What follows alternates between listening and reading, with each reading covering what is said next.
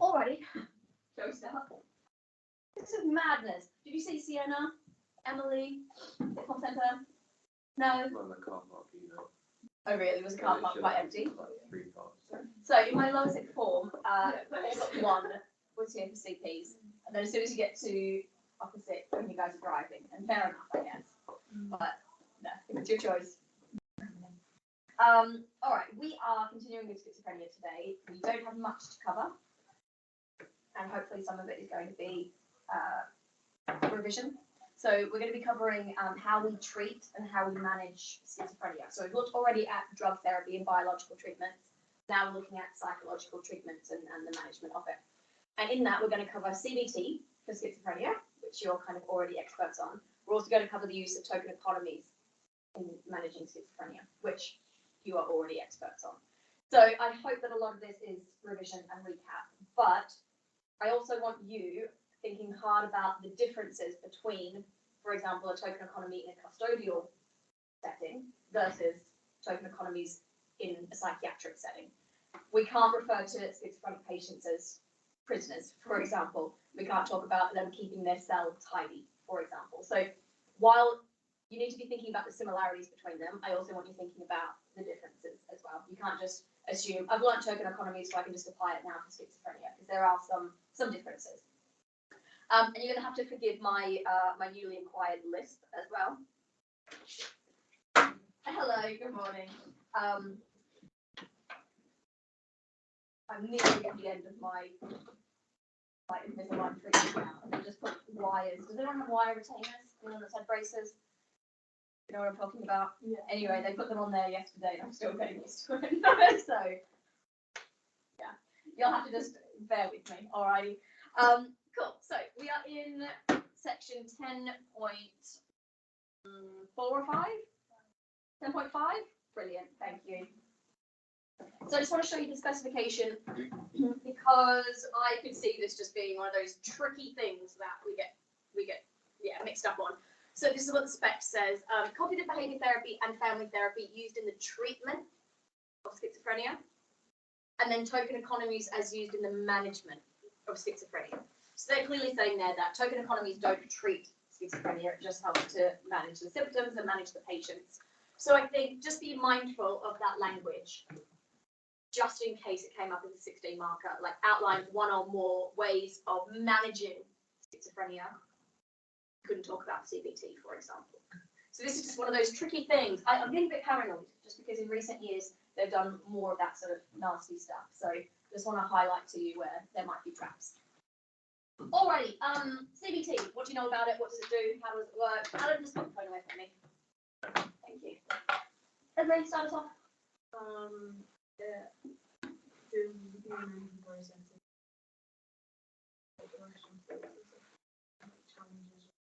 Brilliant, that's great language. Yeah, challenging irrational thoughts and irrational beliefs. What else does CBT do? The B part?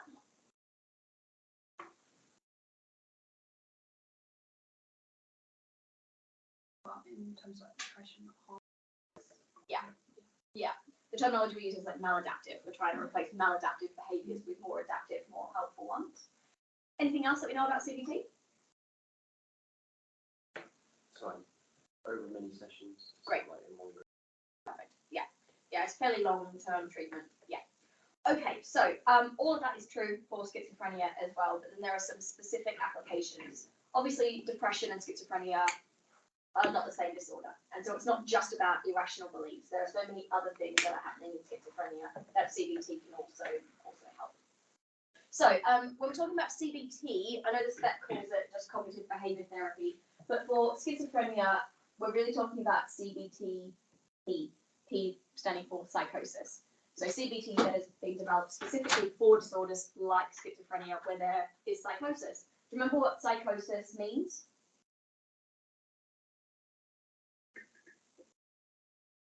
Psychotic. It's referring to kind of that break from reality. So the experience of delusions or hallucinations and not understanding what is real and what is not. So we've had to adjust the techniques used in CBT to treat people who are experiencing psychosis.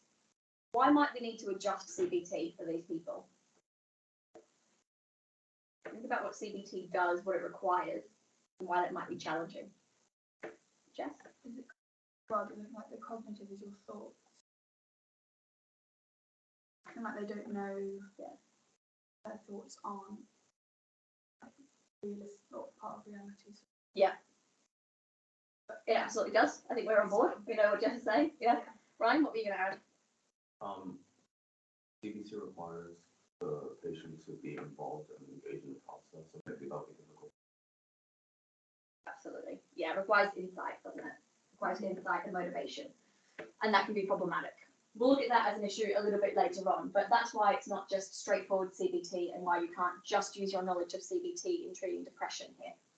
So, it is, as Adam said, long-term treatment. We're ideally looking at 16 sessions. That is the recommendation, but it could be anywhere between 5 and 20 sessions. And this is longer than for other conditions like anxiety or depression, understandably because it's a more challenging disorder to actually address and tackle.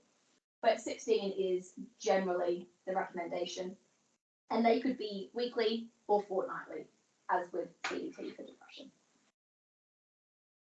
We know that it could occur individually, so it could be one-on-one with a therapist, or there could be group CBT sessions as well. But I would say that individual sessions are the most common.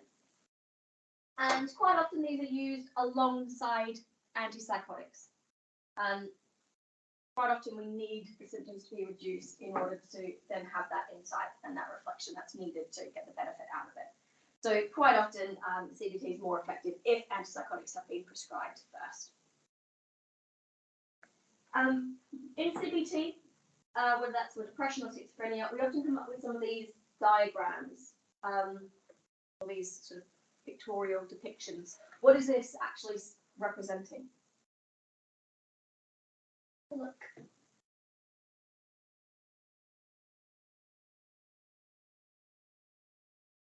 Rose, what is this? Why have they created it?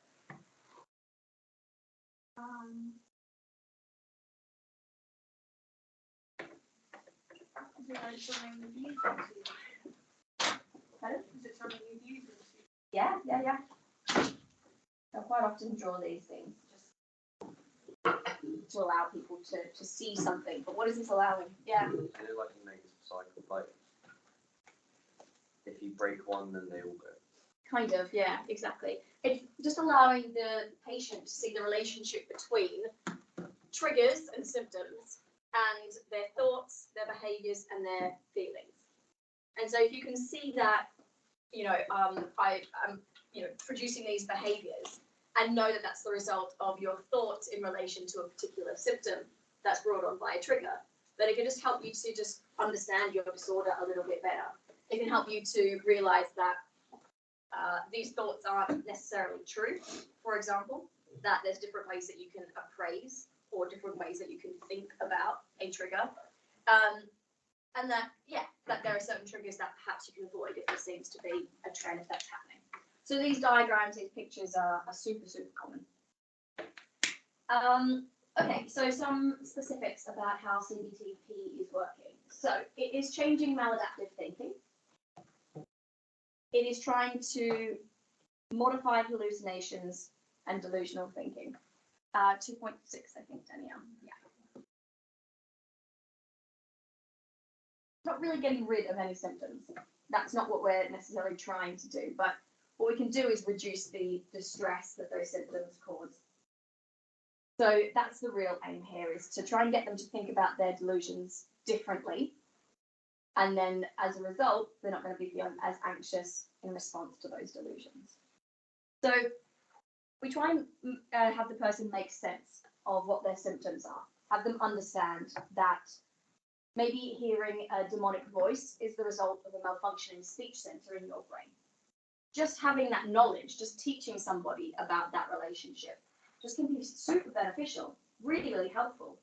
If the next time you hear that demonic voice, you can consider, okay, maybe that's a demon, or actually, maybe that could just be my brain playing tricks on me. And all of a sudden, now they have the skills to kind of weigh up the reality. And isn't CBT about reality testing? And so this is just equipping them with the knowledge to be able to conduct that reality testing themselves. So that's a nice example.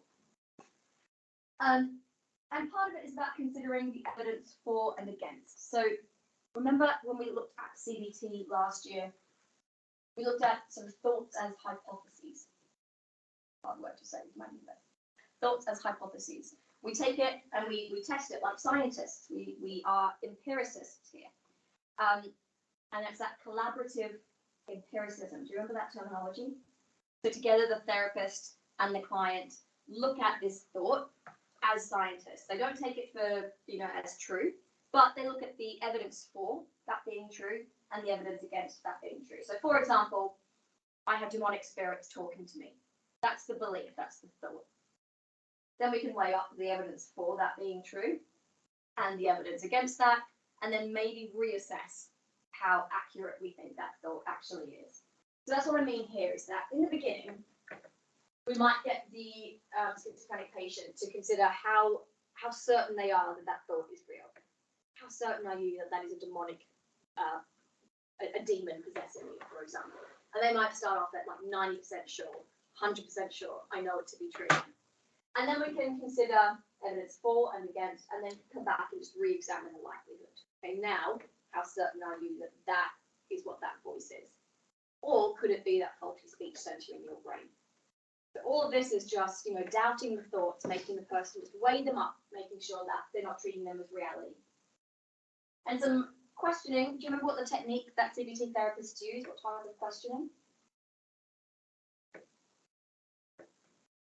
It's like Socratic questioning. Do you remember that phrasing? Rose, you're looking a little bit, I don't know. What's going through your mind?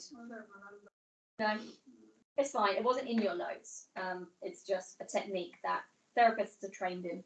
They ask like Socratic questions, which is basically where there is no answer and they follow up a question with another question. And it's non-judgmental. It's just being curious and genuinely like, okay, if that is true, then what? What would that mean here? Why can't other people hear them, for example?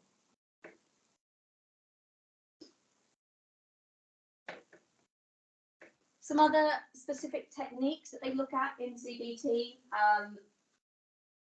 recognizing the signs of relapse, so understanding when the symptoms might be getting worse, and training somebody to have the insight and the knowledge to know when they might need additional help. That is a really big one. Distractions from intrusive thoughts, so they might be taught behavioral techniques. For example, if we know that the trigger is not sleeping for 3 days, then we can actually focus on that behavior. We can get the person trained in better sleep hygiene, and so on. They are taught to consider less threatening alternative explanations, and we'll look at an example in just a tick. Treating their thoughts as hypotheses. It's not true. It's one of many possibilities, and we just need to look at some of those alternatives and look at whether they might be more or less likely. Increasing social engagement, using relaxation strategies to prevent stress and to prevent relapse and so on. These can all be part of the CBT treatment for schizophrenia. And in some cases where the schizophrenia is so severe that their delusions are resistant to this reality testing, it can really just help to decrease anxiety.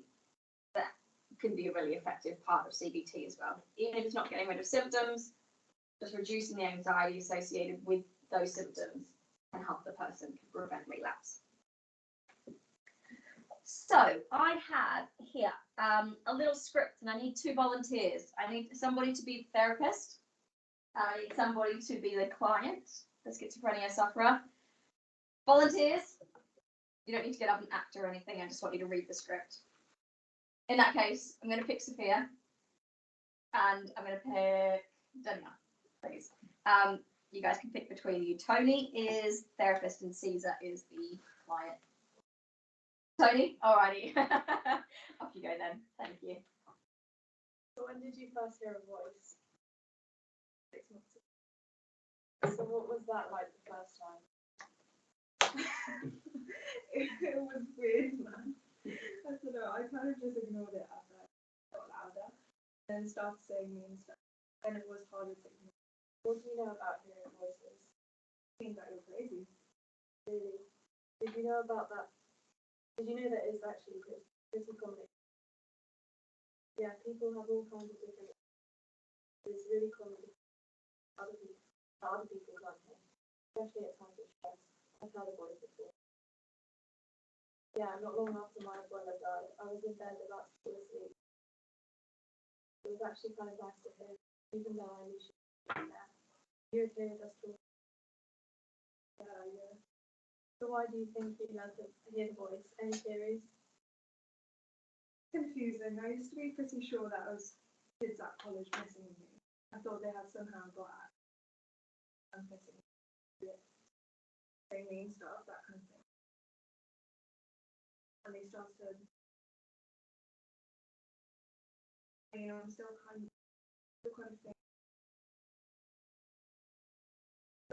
think that going on. But the doctors and my parents tell me that the voices, even though they sound really big. What do you think? Well, those sound like great options. I wonder if that is a question that we could keep thinking about. Seems like you've been doing a lot of thinking. I reckon if we put our heads together, we might be able to come up with an explanation. It might not be either of the two that you mentioned. What do you think? Yeah, we could do. What do you think about that exchange? What do you think about the nature of the therapist there? How are they approaching this conversation? Mine? Well, I guess they're meant to be kind of, Yeah. but it's like kind of trying to get them to feel relatable or something. And Yeah. then just leaving them with questions that haven't done talking after they're. Yeah, absolutely. Yeah. No, you can see the empathy and the compassion there, can't you? That lack of judgment. When we talk about the humanistic approach and client-centered therapy, can't you see that here? This is really just a non-judgmental, he's saying some things here that maybe to an ordinary person, they're thinking in their mind, yeah, you're crazy. But he's not displaying that. And actually, he's making real attempts here to normalize what Caesar is experiencing. Is that going to help Caesar to reduce the stress associated with hearing those voices? Knowing that I'm not crazy, that this could be a normal experience, then that's just helping. So that is an example of just a snapshot of a CBT session. And here we can see the use of diagrams, here we can see the use of reality testing. So Caesar hears a threatening voice, and this is his irrational belief or his delusion. Kids at school are sending messages to me. So the behavioural consequences and the emotional consequences they've been able to identify, and they can see this relationship. Then we assess how confident Caesar thinks this belief is. So he's 90% confident that the kids at school are messing with him. Then the therapist, through Socratic questioning, through weighing up evidence for and against, will create lists, and they might actually write it down exactly like this. The evidence for the kids messing with him and the evidence against.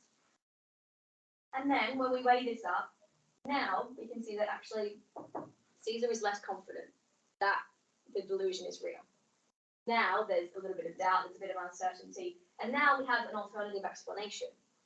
Now he's able to, see that this isn't reality and there are other possible reasons for this. So now, even though he might still be experiencing the hallucinations, for example, he's not taking them at face value. He's able to critically evaluate them and then decide whether it's going to have the behavioural and emotional consequences that it did before. Quite nifty, though. Quite, I don't know, a good empathetic way to deal with somebody who's suffering from psychosis. Do you have any questions about CBT for schizophrenia, how it works, the techniques, and so on? What are the differences between CBT for depression and CBT for schizophrenia? What are the key things? Adam, any key difference? Like immediate motivation, but also needs to, you have to take the drugs first to be able to be in a state to Yeah. use it. Yeah, that could be the case in very severe depression as well, but certainly for schizophrenia, that's what happens. Esme, any other differences?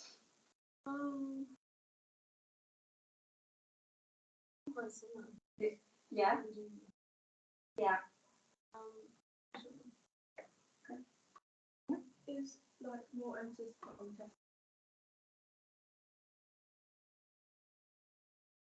Yeah. That would be like the measure of success. Yeah. Although they still do this evidence for and against in CBT for depression as well, don't they? I guess it's just, yeah, maybe more of an exploration of the symptoms of it as well, and an understanding of what schizophrenia is, and teaching them this is a delusion, it could be a normal experience, this is what's causing it, and this is more emphasis maybe on education rather than just tackling the irrational beliefs. Alrighty, can I give you just a minute to do a quick brainstorm with the people around you? We need to consider, is CBT effective and is it appropriate? What questions do we need to ask? How are we going to answer these questions? Without looking at your notes, just have a think.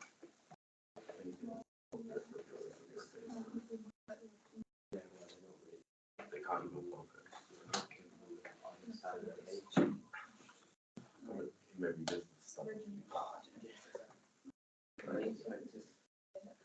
They might have to work together, like, with the drugs.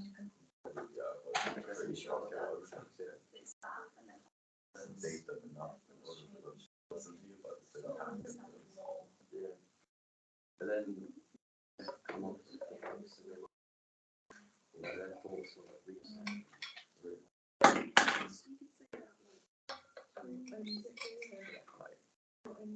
Like, you can do CBT if they completely understand. Yeah.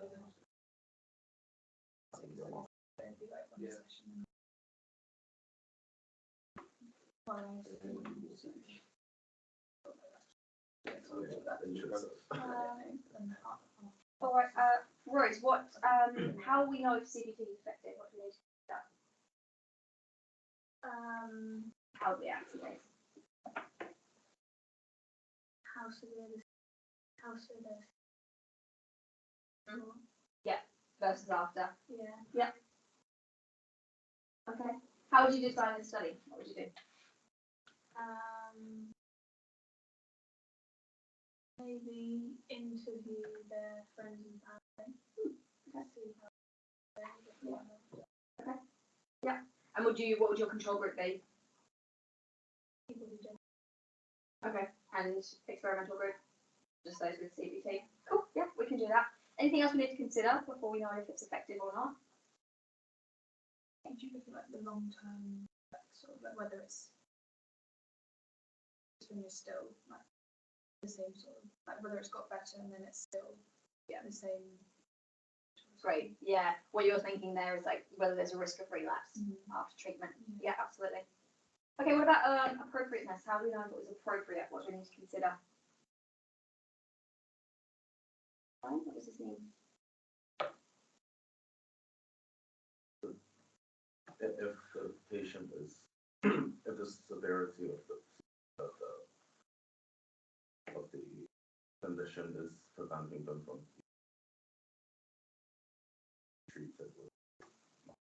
Okay, yeah, fine. So if it's actually accessible, based on the severity of the illness, yeah. Would you say like how appropriate is it like by itself, or does it have to rely on the drug? Perfect. To work? That's a great question to ask. Other things in terms of appropriateness. If there's like Great. if the Great. Yeah. We're not going to focus on that too much, but I think that is actually a real point here. And I wonder if, I don't know, if we're telling somebody that their beliefs are not real and we're suggesting possible alternatives, whose reality are we forcing upon the patient? Somebody who's already in a really vulnerable state. And I just wonder whether that is something that we need to consider, telling somebody that what they think, what they feel is not real and needs to be changed. And then what we change it to, I think, just, requires a bit of thought. Anything else that we might need to consider? Maybe think about the wider societal impacts of its use. Yeah, maybe.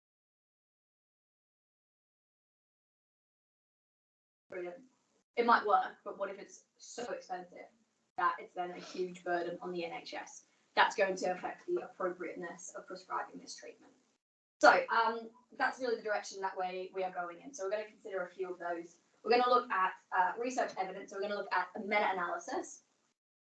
We're going to look at practical issues of really conducting CBT. So yeah, I'm going to group these the practical issues. And then we're going to also just briefly look at some of the methodological issues. Finding good quality research into the use of CBT on schizophrenia is really difficult. The studies are bad. Studies are really, really bad. And there's a recognition amongst researchers and amongst clinicians that we just actually don't know whether CBT works, because most of the studies that are being conducted into it have not been conducted particularly well. And so maybe there are bigger effects that are being obscured, or maybe it doesn't work, but the way that we're designing studies suggests that it does. So the jury is kind of still out, actually, on whether CBT works for schizophrenia, despite the mixed evidence. Okay, so let's have a look then at the research evidence. So clinical evidence using patients in an actual clinical setting, and research evidence suggests that CBT is effective at treating schizophrenia. In this study, that is what they found anyway. So this is a meta-analysis. 34 studies conducted over 20 years found this. CBT has a significant but small effect on positive and negative symptoms. Significant but small. Meaning what? You know what that word significance means now? That's a precise statistical term. So it's a significant but small effect.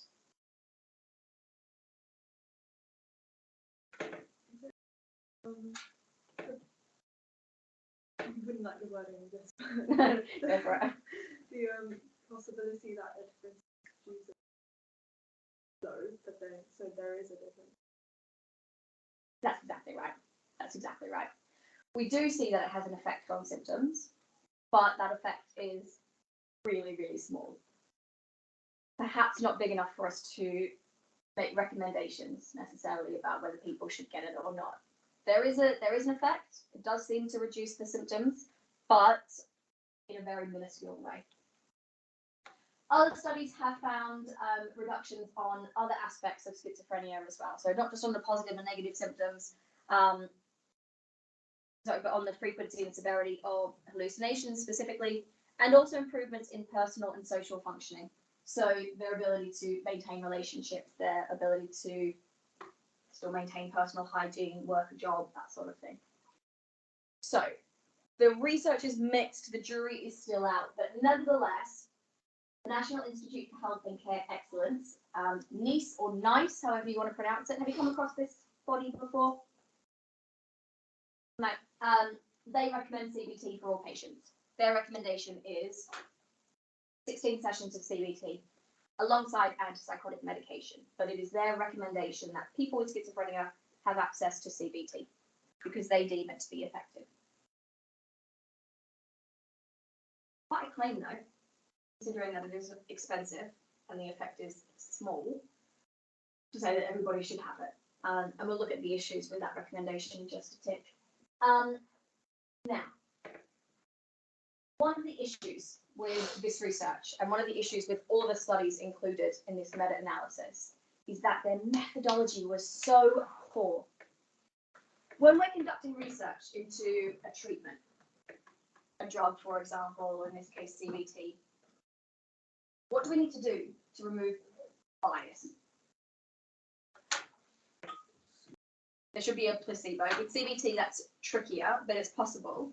Just not a drug, but there can be a placebo condition. So that would be a single blind. How would we make it even better? Double blind, exactly.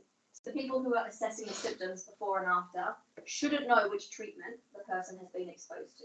They should be blind to the treatment condition. In a lot of these studies, they are not using a randomized control trial with blinding.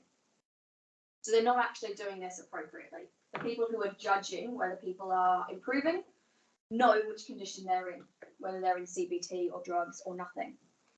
So what we find actually is in this study here, when we include all of the studies, we see that CBT is effective. It has a small effect, but it's effective. When we only include the studies that used a blind procedure, that effect disappears. That's pretty alarming, right? That is pretty alarming. So the small effect disappears when we only use double-blind procedures. I still don't really know. I still don't really know if it works or not, because the studies have just been done so badly.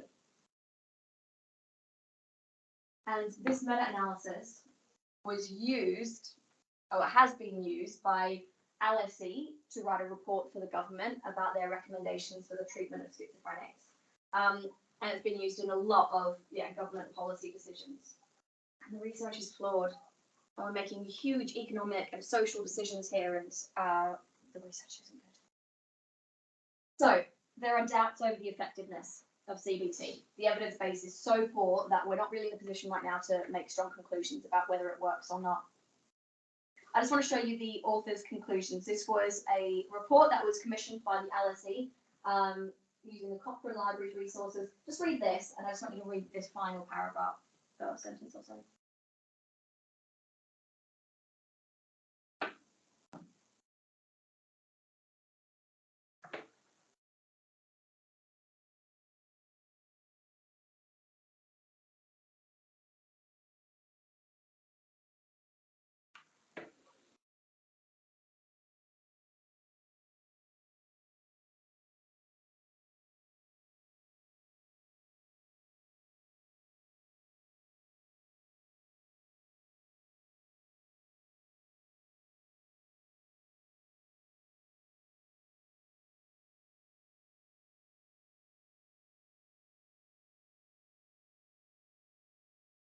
The jury's still out.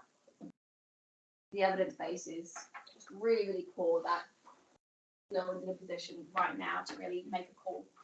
Probably safer to go with the status quo and to recommend this therapy, even if it doesn't really work. There's no loss. It's not making things worse, but it might have no benefit. So let's have a look at further issues with the evidence investigating CBT for schizophrenia. We've got two problems here. The first problem is schizophrenia itself. What is schizophrenia? What are the symptoms of this disorder? We have, on the one hand, hallucinations and delusions and psychosis. We also have disorganized thinking, disorganized behavior, language difficulties. And then we also have catatonia and psychomotor disturbances, where their body movements are sort of abnormal. Schizophrenia is not one thing, and there isn't one definitive feature. There aren't even definitive clusters of symptoms. So schizophrenia itself is complex and multifaceted and is different in every person. We also have the issue of CBT. CBT is not a one-size-fits-all either. There are different techniques used in CBT. There are different strategies used by each therapist. CBT also looks really, really different depending on who's delivering it. So, when we look at research into the use of CBT on treating schizophrenia, it's actually very, very confusing. Because even though we see that there is a small effect, that it does improve symptoms in a small way, we have no idea which symptoms respond best to CBT, and we have no idea which strategies in CBT work best to treat the disorder. Can you see how maybe the effect is bigger? Like maybe parts of CBT are really good at treating parts of schizophrenia. But right now, the research hasn't looked in that granular detail.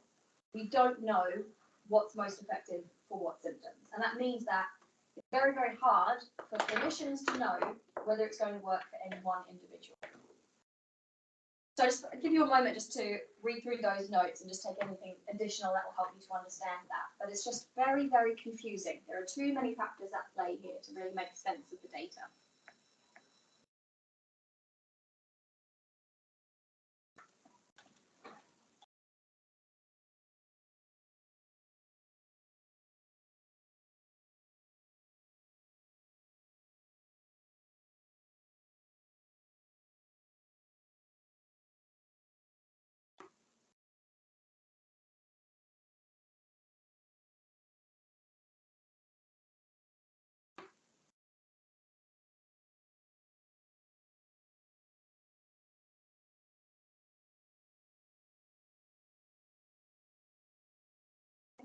research not isolate the individual aspects? They could, But they just happen. they just happen. Okay. It's definitely possible. But first, let's do double blinding first, and then let's break it down. It's just that we just don't know yet. But it's definitely possible. Yeah. But it just gets really messy then when you're using different techniques. You have to break down schizophrenia as well and look at those techniques on the various symptoms. And that's just it's actually quite a complicated analysis and research design. Like each person doing CBT will do it differently as well. They might be doing the same technique, but they might not doing the same like. Exactly. So isn't that like impossible? It's very, very, very difficult. Unless you give them the exact same thing Exactly. to do episode 10. Yeah. Yeah. That's so right. You know, some have been trained in Alice's techniques, some have been trained in Beck's techniques, and then there's a million varieties in between. There's even, you know, doubts on CBT for depression, and there's some research that suggests CBT doesn't work, that actually the quality of the therapist is what matters. Even if you've got two people delivering CBT, it matters how good they are at it. So yeah, there's big issues here. But I hope you can appreciate that the point that I'm trying to make there about, you know, there might be some obscuring of the effectiveness of it. Maybe it's more effective than we think for particular symptoms, or maybe not, we just don't know. Okay, so the final point then, before we move on to psychological therapies, thank you for bearing with me. We're going at quite a pace right now, just desperate to finish the course. So the practical issues, there's two real practical issues. One is what it requires of the patient, and one, what it requires of the government and social services. The first issue is very similar to the issue with depression, is that in order to engage in CBT, you have to undertake hard cognitive work. If we think back to these conversations with Caesar and the ability to weigh up the evidence for and against, you need to have certain insight. You need to have certain motivation in order to really access this.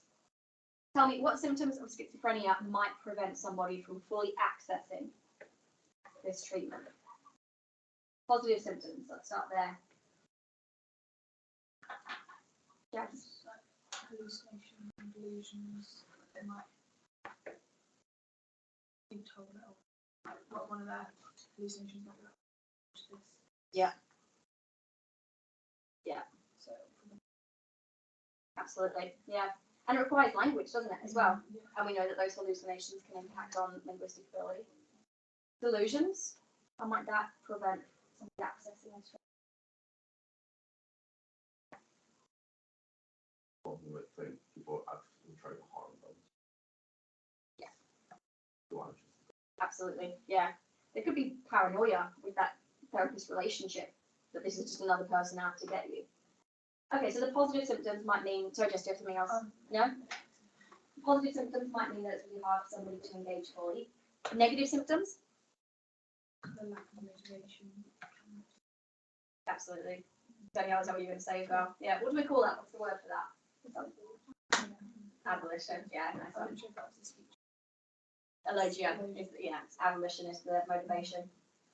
Yeah, so look, no matter what they're suffering from, whether it's mostly positive or negative symptoms, there's going to be difficulty fully accessing the CBT. That might not be a problem, as we said before. If their delusions are resistant to reality testing, what can it still help with?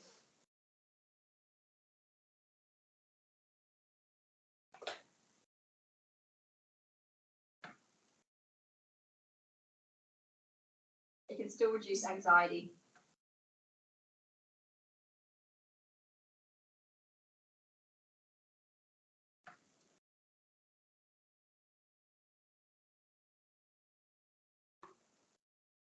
Even if they can't really engage in that weighing up of evidence for and against, they can still learn about their symptoms, they can still evaluate how it's affecting their behaviours and their emotions and so on. So it can still have some benefit even if it's really resistant.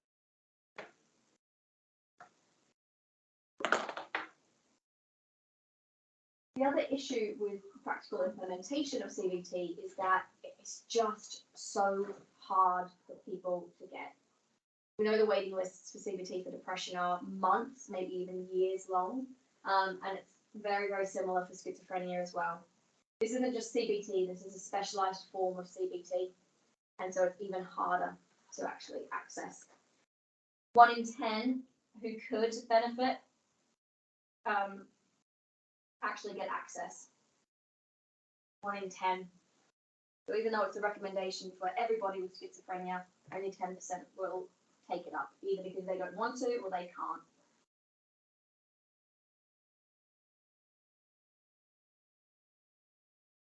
So I guess even if it is effective, if they can't get it, then it's not really appropriate. May not be practical. Maybe drugs are the easiest way of treating schizophrenia.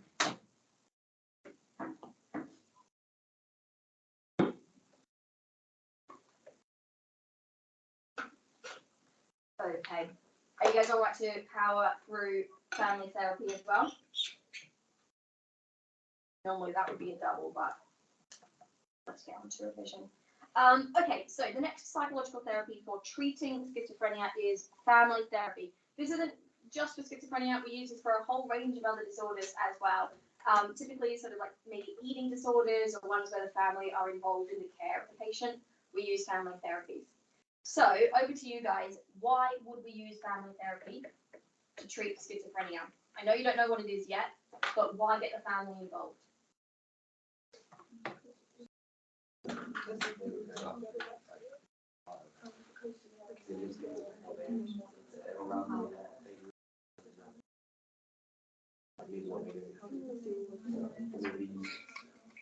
Maybe not want to talk to them.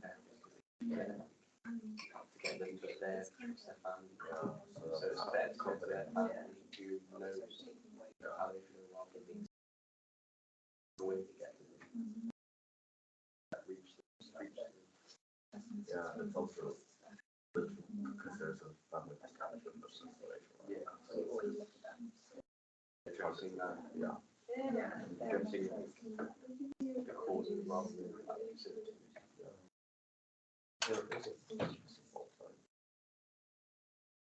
I'm guessing they thought that give the family. Why family therapy? Might just be a good way to treat schizophrenia. So now, what are you guys thinking? Basically we said that it's kind of both like accelerating and preventing the deceleration. The family may, if they don't know that what's been like offensive for them, they may say something like accidentally. Yeah. And I'll like make the schizophrenia patient more active. Yeah. And then they can also like learn about how to deal with that. Yeah. So I'll like it's just nice. Amazing. Yeah, perfect. You give lots of reasons there. Yeah, Jess? I was thinking about maybe like the person with schizophrenia might trust their family more because like if they've always lived with them, they might. Yeah, so if they're rather than like meeting someone new and they're telling them things, they might trust what their family is saying is more true. Definitely. If they can't access the CBT for whatever reason, then family therapy might be a good alternative to that. That's a more trusting environment. Other reasons why we might go down the family therapy route. Do you know about schizophrenia? Yeah. Their family. Yeah. Great. They could be really good at recognizing signs of relapse, couldn't they? Yeah. Good point. Could their family be like worse than it possible? Like if there's like this mother, it could try and like teach them to not act in that way. Absolutely. Yeah. You guys learned about the family dysfunction explanation for schizophrenia. Schizophrenic mother is one. What are some of the others? There are 2 more. Brilliant. So it's like they have to, the therapist might assess how much express emotion they're doing and therefore how much stress they're putting into the patient. Exactly. And then teach them to show more healthy emotions and to talk to one another in healthier, more productive ways. That's exactly right. And actually we can use family therapy and we can use evidence for its effectiveness to evaluate that EE explanation of schizophrenia. We can say, it's being used, this explanation has now led to the development of an effective therapy for schizophrenia. So what you're learning now, you can use it sort of in two ways. Alrighty, so yeah, spot on. All of your explanations there, really, really good. I feel like you in a smaller class, you guys are, I don't know, more vocal. Do you think? For a smaller class, or like being able to hide away in the bigger class, not get called on as much? Adam, what's your preference? No preference. Quite nice. It is, yeah. It's more like relaxed. Yeah, I think so too. Yeah. Although I think we need to change the seating arrangement. It was a bit weird. Should have moved you in the beginning, but not to worry. Okay, so family therapy.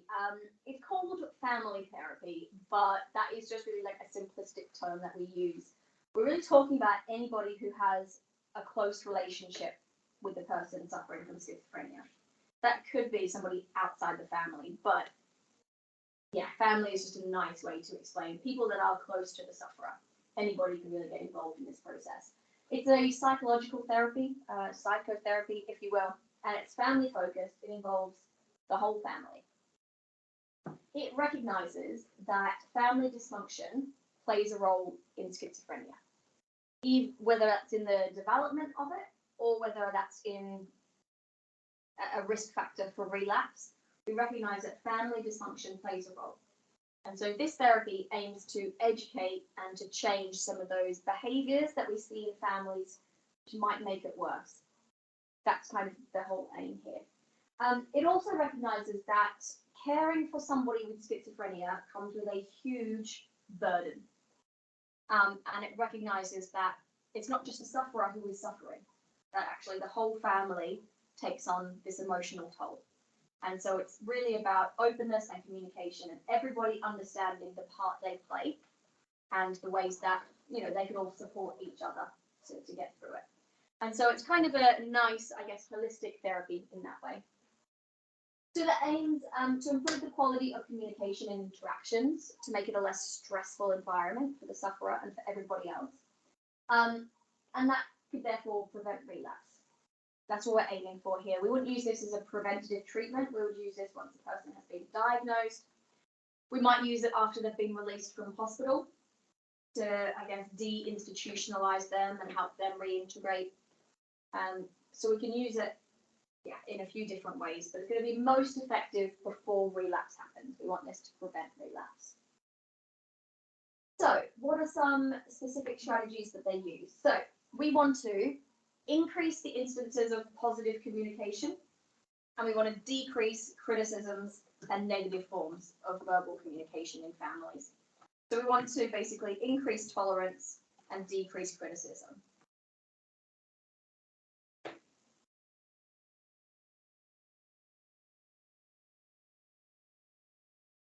We also want to decrease feelings of anger and guilt that might be felt by family members. They might be frustrated at the person not getting better, or frustrated that they've had to give up their lives to care for them, for example.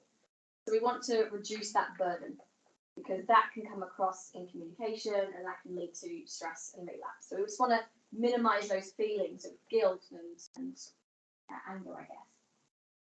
We want to also educate family members to just understand what schizophrenia is and what is realistic recovery and what is not. What can we actually expect of them and what is just too unrealistic? And if we can manage expectations, then people aren't going to get as frustrated when things don't go according to their plan. If they see that the person hasn't gone back to work in 6 months, then they might get really frustrated and think, why aren't you getting better? I've given everything for you and you're just not giving anything back, and so on. But if they understand what schizophrenia is, what the realistic timeline is, then they can just be a bit more supportive. So education is really important here as well. Okay. Some of the sort of practical things with family therapy. So it's a very long-term therapy, even longer than CBT. It can be 9 months to a year. It's not going to be as frequent as CBT. It could be just, say, 1 a month, for example, but it's a very long-term treatment. We want to see how behavior changes in the family over time. We want to be able to assess relapse over a long period of time. And there's a huge emphasis on openness. There is nothing held back. We communicate how we're feeling, we talk freely about everything. That could be problematic if the family is really dysfunctional, but the idea is that everything is on the table and everything is up for discussion. And we're going to discuss it with a trained therapist who can help us talk about these things in a productive way, not in a critical way that's going to result in fights and arguments and things. So nothing remains confidential. By that I mean to the individual, obviously. In the session, it's confidential. But everything has to be laid out there in the open for discussion. So we can discuss it in a productive way. So by openness for the family, this could be talking about the burden they feel. This could be talking about the effects on their mental health or, you know, their relationships and just the impact that it's having on family members. For the patient, it could be a discussion of what works, what you find supportive, and what actually really doesn't work and what you'd like less of, and how you'd like people to treat you, talk to you, support you, and so on. And so both sides, everybody needs to just be willing to talk openly about this in a non-confrontational, non-judgmental, non-argumentative way. We just put it out there. We can also use this as an opportunity to decide in the family what roles people are going to play. What can you offer in terms of support, and where are you going to draw the line? And that can be really helpful to make sure people don't get too over-involved. What is that a symptom of, or a characteristic of emotional over-involvement? That's one of the characteristics of EE, i.e. families, that emotional over-involvement. So if we can clearly delineate and just assign, delegate tasks to people and say, you're responsible for organising the medication, you're going to take them to CBT, this is when you're available to look after them at home, then everybody has a clear role, everybody knows what they can and can't do, and everyone just, understands how they're going to be taken care of, who's doing what, and so on. Okay. So really, that is family therapy. It's a space to just express your thoughts, your feelings, to discuss and decide together how best to support one another.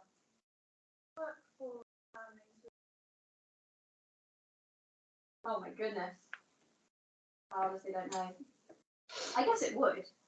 I think it would be more troublesome, actually, having those open discussions, because there's going to be more conflict, I think. That's such a good question, Rose. I'm sure it's been tried. I just don't know how much research there is on it. What do you think? Why did you come up with that question? So I was thinking like, maybe, and how would balance them? Yeah. That would be up for discussion, I guess. Or it could be, you know, if one of them is suffering, how can they prevent the other one getting anxious about that? What are the strategies about either removing themselves? I guess I think that could be discussed and things that they could agree on, but that would be complicated. Is there one like therapist? Yeah. Like per family? Yeah, yeah. Some of the sessions, like typically most of the sessions will be done with everybody there, but they could be some one-on-ones, and then they share that together at the end, or it just depends. All right, so let's have a look then at strengths and weaknesses here. Again, we're going to look at some research support. We're going to look at the economic impact of this, and we're going to look at the interactionist approach. That final one, I'm not trying to bombard you with research. This one here, we're going to come back to. We're going to use when we get to the next topic, which is the interactionist approach to explaining and treating schizophrenia. So I'm just doubling up here. That one you're going to know again later on. So that's a good one to memorize. First half. So we're looking at research support and we're looking at the cost effectiveness. But some other points is that was raised before. I can't remember who said it actually. Ryan or Jess. Danielle. Somebody over here. That it can be helpful if the person can't really engage in CBT, having the family there, having somebody that they trust, that can be really helpful. It can be helpful for the families as well. It can just reduce the stress and tension for them, so they can benefit from it. Being open doesn't work for everyone. If some people are too honest, actually that can create more tension and conflict and can kind of be used and abused by family members. So You just need to make sure that the family is assessed beforehand and that you think they will benefit from it. But they're not the points I want to focus on. I want to focus on research support. So, in Pharaoh's study, imagine that as your surname. Pharaoh, Egyptian king. That would be amazing. In this study, another meta-analysis here, 53 studies involving 3,000 families in different regions of the world. So, a good study here. What does RCT stand for?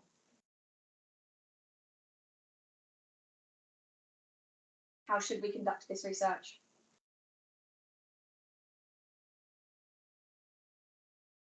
RCT, you might see this sometimes, randomized control trial.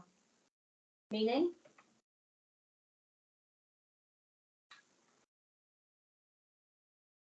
Randomized meaning? You know what randomization is, come on. Oh yeah, come on. Sampling and allocation. What does that mean in this context? Randomly selected families will have Yeah, and then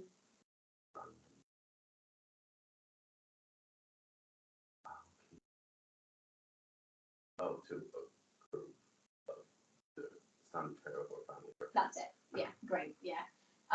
By standard care, I put that in inverted commas just because standard care, there is no standard care in any standard sense. Standard care is determined by the local authorities. So in the UK, there is no standard care. It will be determined by Tandridge City Council, for example. And the standard care for schizophrenic patients in Tandridge might be different to the standard care provided by Tunbridge Wells City Council. And so it's really down to local authorities. So that can be a little bit problematic, but I don't want to dwell on that too much. When we talk about standard care, we are typically talking about antipsychotics. That's the go-to. No local authority wouldn't use that. So standard care is just typically antipsychotic medication. So they found that family therapy does the following. Increases compliance to medication. Arguably, that's the thing it does best. It reduces relapse by 50 to 60%, and that's over 24 months. And there is mixed evidence. I don't want to sing the praises of this finding too much because the evidence is still a little bit mixed, but some evidence suggests that it improves mental state and it improves social functioning, relationships, jobs, etc. And as a result, police recommend family therapy for all patients with schizophrenia. They're just throwing out recommendations left, right, and centre, aren't they? Doesn't matter how much it costs. Some family therapy for you, CBT for you. Adam. Does that mean you pick one? Or you have all of them? All of them. Okay, yeah, indeed. Yeah. So we want to make sure that these work, you know, if we're recommending this to everybody. So this is the council, basically, that the doctors in the UK will follow the guidelines of. If they're recommending a particular treatment for a particular condition, then that is what they do. So if they're saying family therapy works, they're saying CBT works, and drugs work, then people should be getting a combination of all three. Money. Think about the cost of this. All right, so it is the current recommendation. However, maybe this isn't a however, actually. I'll let you guys decide and think back to me. It really seems like the reduced relapse is as a result of increased adherence to medication. Family therapy seems to work because it keeps people taking their drugs. Is that a good thing? Is that, no, what do you guys think about that? Is that problematic or is that fine? Is that worth the investment then? If that's what it's going to do. What do you think? I feel like it's recommended by NICE as a treatment on its own as a schizophrenia and probably that's the problem. But Yes. if it's not explicitly mentioned and it's indirectly actually helping them Yeah. to be more Independent. right Yeah. with their medication, then Yeah. it'll be good. There shouldn't be a problem. Yeah. Yeah. but if it's increasing adherence to medication and they're not taking medication, then that might be a problem. Yes, what do you Can think? you kind of just, like the family could just encourage the sufferer to take the medication that it needs therapy? Yeah. Yeah. Make sure they take it every day. Yeah, have one session where they explain who's going to be responsible for the medication rather than year-long therapy sessions involving the whole family. Think about that disruption to their lives. Think about trying to organise a time to go out for dinner with your whole extended family. And then try to do this every 2 weeks or every month. It's just really, really difficult. So I think you're probably right. We need to consider, how is this working? Is it worth the investment of a year-long therapy if it can just be solved in a session or two? So I don't know, something to consider. If it works, if it prevents relapse, fantastic. But let's just think about what is working about it. Okay, in terms of cost effectiveness, this is maybe an ideological issue, perhaps. When around the 1950s or 1960s, there was a huge push to close down psychiatric hospitals. They didn't really have the funding, they were bursting at their seams, and people just weren't getting the care that they needed. So they decommissioned a lot of these hospitals, and a lot of them have now been turned into luxury flats. Does anyone know what Earlswood Estate in Red Hill? Beautiful grounds, an amazing building. They are now luxury apartments, and that used to be the Earlswood House for Idiots and Imbeciles. That's what it was called. It was a psychiatric hospital. That terminology we absolutely wouldn't use nowadays, but that's what it was. So this is what's kind of happened. A lot of the hospitals have closed, and now it means that all those people who previously would have been hospitalised are where? Back in the community, living with families who are potentially not equipped to deal with them. Aren't we removing the burden from the state and putting that burden now on families?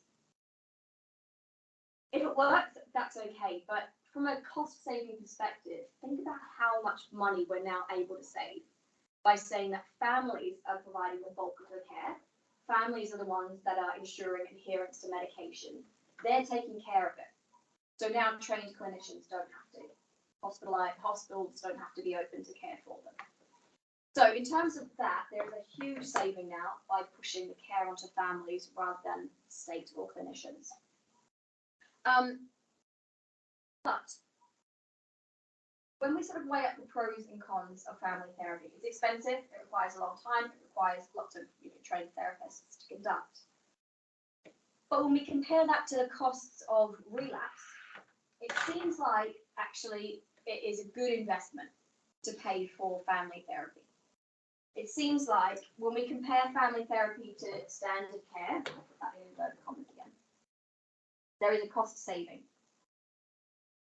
This is a modelling exercise. This was a mathematical model that they did where they weighed up all of the costs of just providing standard care versus the outcomes, and then the costs of providing family care and the outcomes. And it seems like actually by providing family care, you can save some money here. Yeah. Is that cost to the government? Yes. Yeah. Is it- But yeah, to society, to our GDP. Is there like family therapy is happening and someone in the family has to miss work or something? That's part of the cost Uh, that they've weighed up. Yeah. But if you think about it, you're either missing work to attend family therapy, or you're quitting your job to care for the person yes. who's not responding to other treatment. Yeah. So that's what I mean. Is like this is all So part of it's the small, modelling. yeah. They've weighed up the cost of people having to quit their jobs, of training the therapists to conduct the therapy, of that. Yeah. So this is, it's an estimate. Universal. Yeah, it's an estimate. It's a prediction. Jess. Wasn't the standard care sort of like using antipsychotics, and they're kind of using that as well as family therapy? I couldn't actually find the answer to this in this report.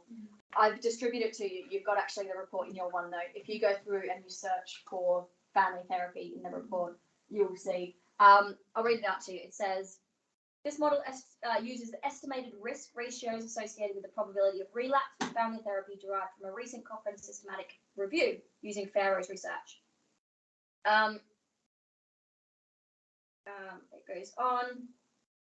The model estimates cost saving, a net of intervention costs of £1,004 over a 3-year period, meaning that family intervention would be seen to be superior to standard care, and that it is associated with both better clinical outcomes and lower costs. In sensitivity analysis, this result held using a variety of different admission costs. So it's saying that it is better than, I think, just standard care. I think, but the wording actually doesn't make that super clear, and it doesn't say what their method was, so I couldn't check it. Sorry. I know we kind of need to know, but you can use that for anything, and that's fine. Any other questions or thoughts about this? This is a really good one to discuss the impact on the economy, right? We need to weigh up the costs of the therapy versus the success of it. And that is that cost benefit analysis that we always talk about. Okay, finally, I won't talk about this too much now because we are going to cover this research later on when we look at the interactionist approach to treating schizophrenia. But I don't want you to see this one as a strength or a limitation. It's just kind of a, yeah, but. Maybe family therapy alone isn't sufficient. Maybe CBT alone isn't sufficient. Maybe we need to use a combination of treatments to see the best effect. And that's what this research shows. RCT stands for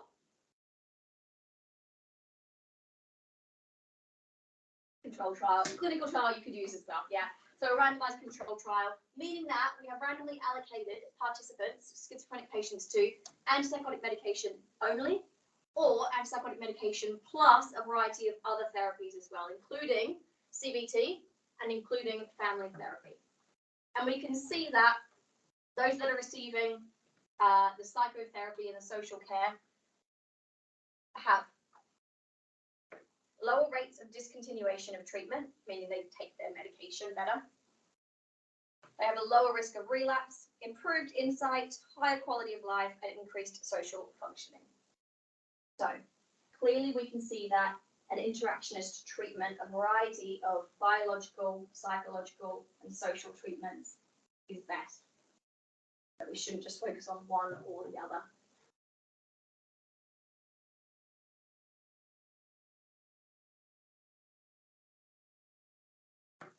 So that study is one to know because you could get an essay just on interactionist treatments, and that would be one of your pieces of supportive evidence. All right, guys, well done.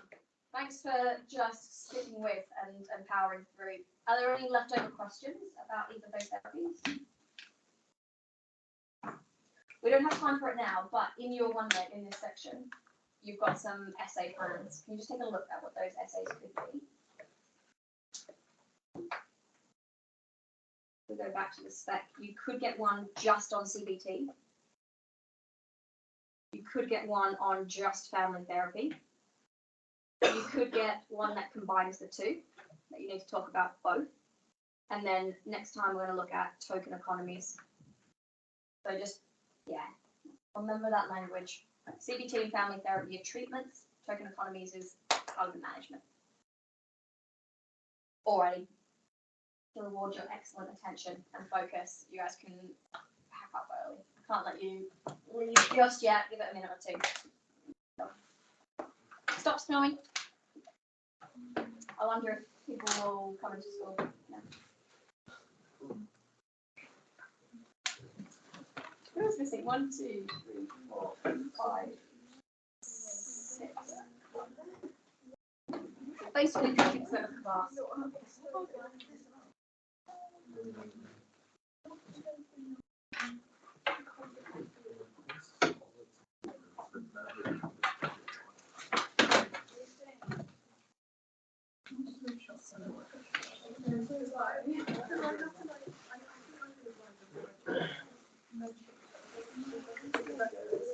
And then when I opened the blinds, I stood there for a second. And so I was like, I know it's next week, I forgot.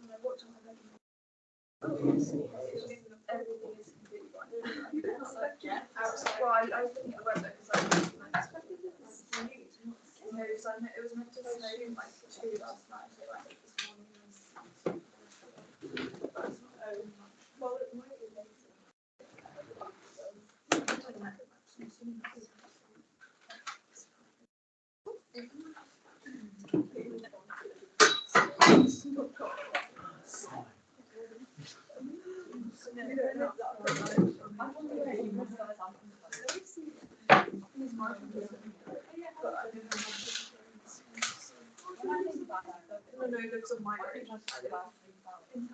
I know you guys are probably not going to be out on the field right now, but just got an email just saying that you can't